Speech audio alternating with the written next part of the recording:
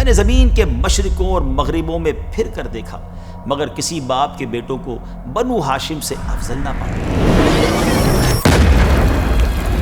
میں قیامت کے دن اپنی امت میں سب سے پہلے اپنی اہل بیت کی شفاعت۔ علماء کرام فرماتے ہیں دنیا سے سادات کرام کا اٹھ جانا قیامت کی نشانیوں میں سے ایک نشانی ہے۔ ان کی محبت عمر کو طویل اور قیامت کے دن چہروں کو منور کرتی ہے، جبکہ ان کا بغض اس سے الٹ برے نتائج کا سبب بنے۔ جنت کے ہیں بہرے مدح خانے۔ بسم اللہ الرحمن الرحیم، السلام علیکم ورحمۃ اللہ وبرکاتہ۔ ناظرین، ویب سیریز عظمت و شان اہل بیت کے آج کے ایپیسوڈ میں ایک بار پھر آپ کو خوش آمدید کہتے ہیں۔ ناظرین، ہمارے ایپیسوڈ کا ایک فارمیٹ ہے جو ہم نے آپ کو پہلے بھی بیان کیا کہ شروع میں ایک واقعہ سناتے ہیں، پھر اپنے ٹاپک کی طرف آتے ہیں اور آخر میں اہل بیت ہی کے خاندان کے کسی عظیم فرد کا کوئی کال سنتے ہیں۔ آج کا واقعہ کیا ہے؟ ناظرین، ایک راوی گزرے ہیں ابو حبیب رحمۃ اللہ تعالی۔ آپ فرماتے ہیں کہ میں نے پیارے آقا علیہ الصلوۃ والسلام کی خواب میں زیارت کی۔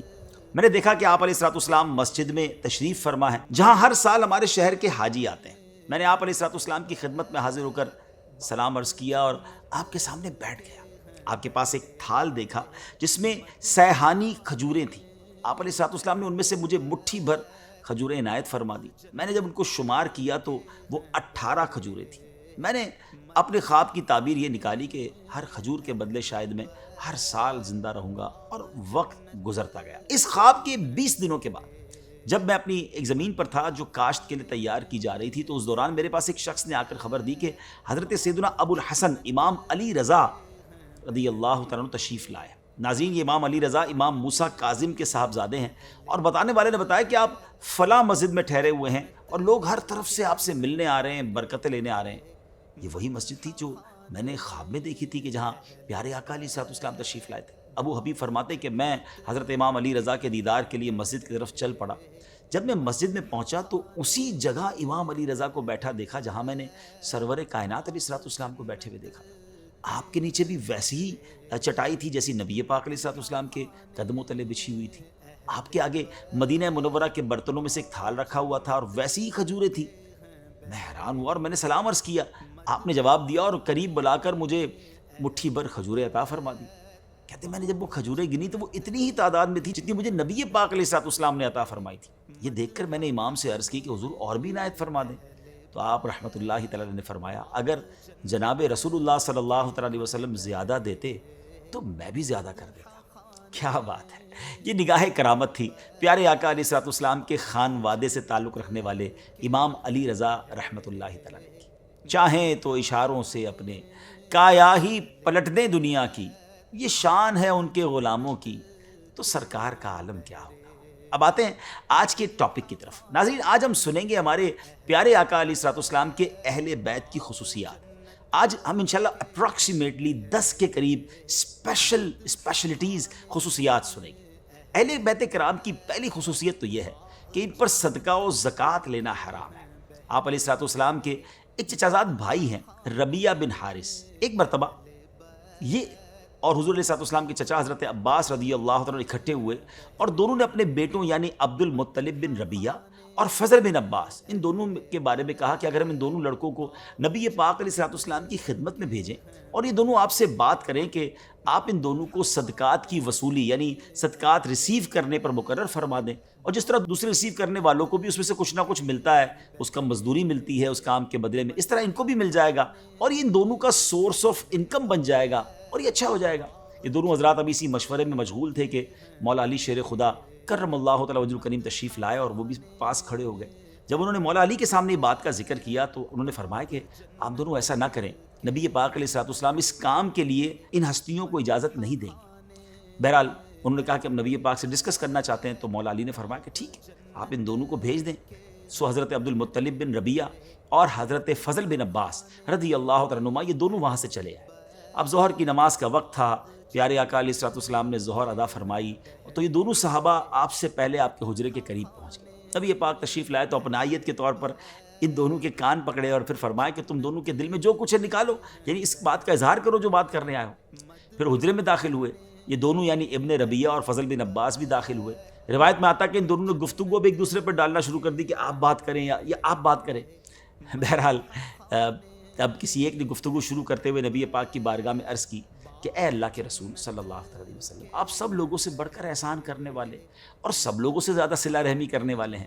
عرض یہ کہ ہم دونوں نکاح کی عمر کو پہنچ گئے ہیں اور اس لیے حاضر ہوئے ہیں کہ آپ ہمیں بھی صدقات میں سے کچھ صدقات کی وصولی کے لیے مقرر فرما دیں، ہم جا کر صدقات جمع کریں گے، آپ کو لا کر دیں گے، جس طرح جو لا کر دیتے انہیں مزدوری وغیرہ ملتی ہمیں بھی مل جائے گی۔ ناظرین، اب معاملہ یہ تھا کہ اس دور میں کامنلی یعنی عامل جو زکوٰۃ ہوتے تھے نا، زکوٰۃ جمع کرنے والے، ان کو جو اجرت دی جاتی تھی وہ زکوٰۃ ہی میں سے دی جاتی تھی، اور یہ دونوں حضرات اہل بیت میں سے ہیں۔ اب یہ دونوں آپ علیہ الصلوۃ والسلام سے ایک ایسی جاب مانگ رہے تھے کہ اس کی اجرت زکوٰۃ میں سے دی جائے، تو نبی پاک علیہ الصلوۃ والسلام یہ بات سن کر خاصی دیر تک خاموش رہے۔ پھر جب یہ حضرات دوبارہ بات اسٹارٹ کرنے لگے تو حضرت زینب رضی اللہ تعالی عنہا نے پردے کے پیچھے سے اشارہ کیا، آپ دونوں ابھی بات نہ کریں۔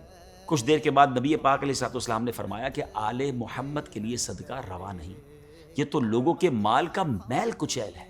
اس کے بعد نبی پاک علیہ الصلوۃ والسلام نے حضرت محمیہ رضی اللہ تعالیٰ عنہ کو بلایا۔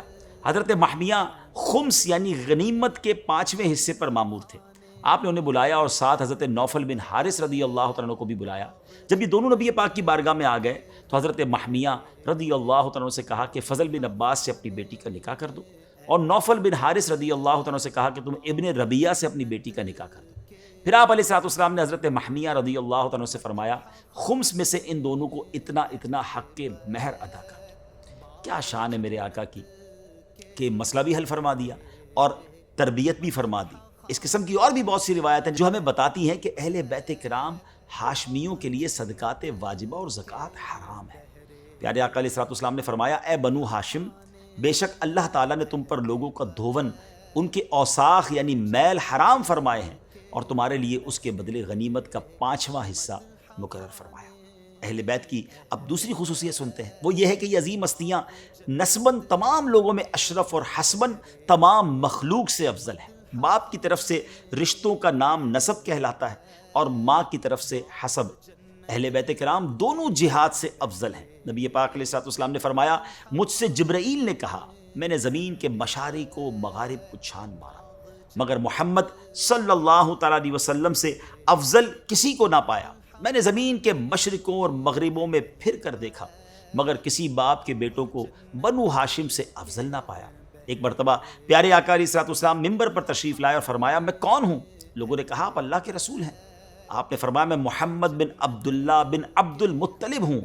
اللہ تبارک و تعالیٰ نے مخلوق کو تخلیق فرمایا تو مجھے بہترین مخلوق میں پیدا فرمایا، پھر اس کے 2 گروہ بنائے تو میرے لیے بہترین گروہ مقرر کیا، پھر اللہ تبارک و تعالیٰ نے قبیلے بنائے تو میرے لیے بہترین قبیلہ مقرر فرمایا، پھر اس قبیلے کے گھر بنائے تو مجھے بہترین گھر میں پیدا کیا، اور فرمایا میں قیامت کے دن اپنی امت میں سب سے پہلے اپنی اہل بیت کی شفاعت کروں۔ اللہ اکبر، کیا شان ہے اہل بیت کی۔ اب آئیے تیسری اسپیشلٹی، تیسری خصوصیت یہ ہے اہل بیت کی کہ قیامت کے دن تمام حسب اور نسب منقطع یعنی ختم ہو جائیں گے، مگر آپ علیہ الصلوۃ والسلام کا حسب اور نسب منقطع نہیں ہوگا۔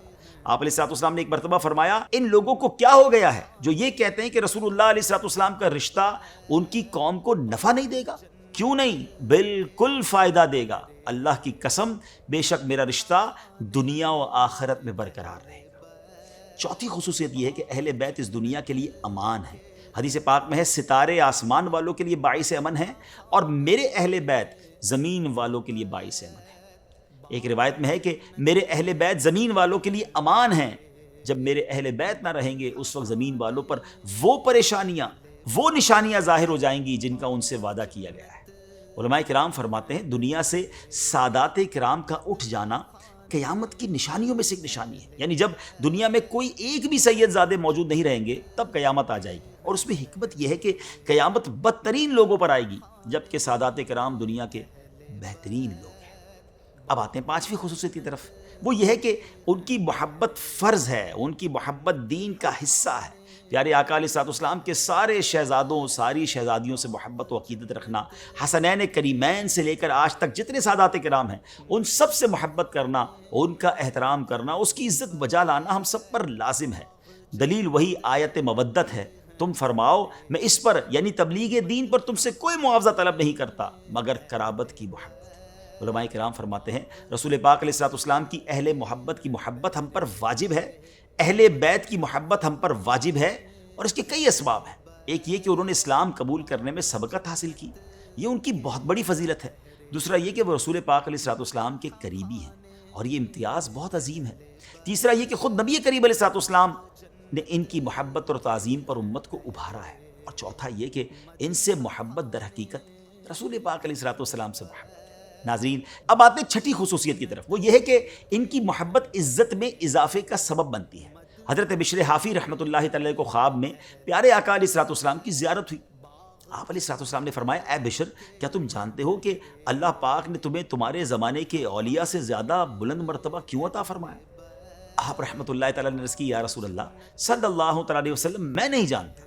تو آپ علیہ الصلوۃ والسلام نے ارشاد فرمایا، اس لیے کہ تم میری سنت کی پیروی کرتے ہو، نیک لوگوں کی خدمت کرتے ہو، اپنے مسلمان بھائیوں کی خیر خواہی یعنی انہیں نصیحت کرتے ہو، اور سب سے بڑھ کر اہم بات، میرے صحابہ کرام اور میرے اہل بیت اطہار رضی اللہ تعالیٰ عنہم سے محبت کرتے ہو۔ یہی وہ سبب ہے جس نے تمہیں نیک لوگوں کی منازل تک پہنچا دیا ہے۔ ناظرین کرام، اہل بیت کرام کی ساتویں خصوصیت وہ یہ ہے کہ وہ سب سے پہلے جنت میں داخل ہوں گے۔ مولا علی شیر خدا کرم اللہ تعالیٰ وجہ الکریم نے ایک مرتبہ پیارے آقا علیہ الصلوۃ والسلام سے شکایت کی کہ لوگ مجھ سے حسد کرتے ہیں، تو آپ نے مولا علی سے فرمایا، اے علی، کیا تو اس پر خوش نہیں کہ جنت میں سب سے پہلے 4 افراد، میں، آپ اور حسن و حسین داخل ہوں گے، جبکہ ہماری ازواج ہمارے دائیں بائیں اور ہماری اولاد ہماری ازواج کے پیچھے ہوگی۔ اللہ اکبر، کیسا خوبصورت کاروان ہوگا۔ اللہ اہل بیت کے صدقے ہمیں بھی ان کے پیچھے پیچھے جنت میں داخلہ نصیب فرمائے۔ 8ویں خصوصیت یہ ہے کہ اہل بیت آپ علیہ الصلوۃ والسلام کی صاحبزادی سیدہ فاطمہ رضی اللہ تعالیٰ کی اولاد ہونے کے باوجود نبی پاک علیہ الصلوۃ والسلام کے بیٹے شمار ہوتے ہیں۔ پیارے آقا علیہ الصلوۃ والسلام نے فرمایا، اللہ تبارک و تعالیٰ نے ہر نبی کی ذریت اس کی صلب سے جاری فرمائی، اور میری ذریت علی کی صلب سے چلے گی۔ سبحان اللہ، کیا بات ہے مولا علی کی۔ اور نبی خصوصیت یہ ہے کہ جو شخص ان سے اچھا سلوک کرے گا، آپ علیہ الصلوۃ والسلام قیامت کے دن اسے اس کا بدلہ دیں گے۔ آپ علیہ الصلوۃ والسلام کا فرمان ہے، جو شخص میرے وسیلے کا طالب ہے اور اس کی خواہش ہے کہ قیامت کے دن میری شفاعت کے حصول کے لیے مجھ سے اچھا سلوک کرے، تو وہ میرے اہل بیت سے صلہ رحمی کرے اور انہیں خوش کرے۔ 10ویں خصوصیت یہ ہے کہ ان کی محبت عمر کو طویل اور قیامت کے دن چہروں کو منور کرتی ہے، جبکہ ان کا بغض اس سے الٹ برے نتائج کا سبب بنتا ہے۔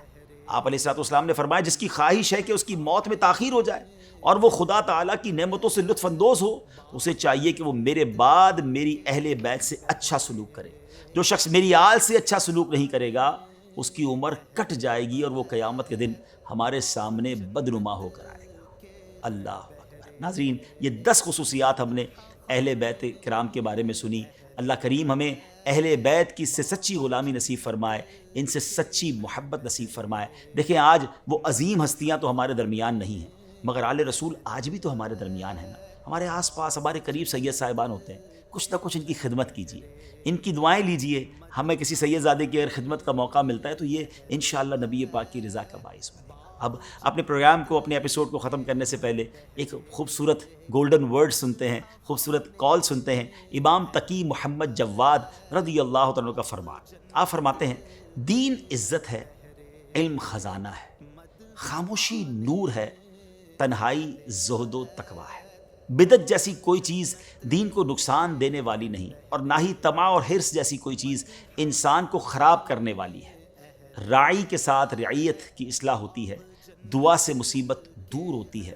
جس شخص نے صبر کو سواری بنایا، وہ نصرت کے میدان میں پہنچ گیا۔ جس نے تقویٰ کے درخت لگائے، وہ امیدوں کے پھل چنے گا۔ کیا بات ہے، کچھ ہی جملوں میں کیا کچھ عطا فرمایا۔